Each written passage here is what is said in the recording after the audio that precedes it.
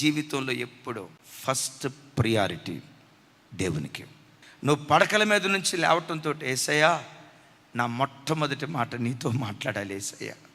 నా భర్తతో మాట్లాడక మునిపే, నా పిల్లలతో మాట్లాడక మునిపే, నా కుటుంబ సభ్యులతో మాట్లాడక మునిపే నా మొట్టమొదటి మాట నీతో ఉండాలి.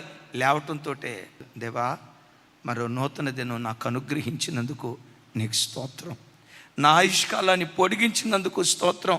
రాత్రి పడకల మీదకి వెళ్ళి మరలా తిరిగి లేవకుండా కాలగర్భంలో కలిసిపోయిన వాళ్ళు కోకొల్లలు ఉన్నారయ్యా.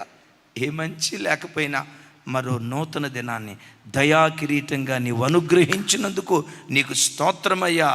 నీ నాలుక మొట్టమొదట ఆయన నామ సంకీర్తన చేయాలి. డిసైడ్ చేసుకో. దేవుని వాక్యం మొట్టమొదట చూడకుండా సెల్ ఫోన్ చూడను, వాట్సాప్ అసలు ఫోను ముఖం పొర్రపాటును చూడను. నా కళ్ళు మొట్టమొదట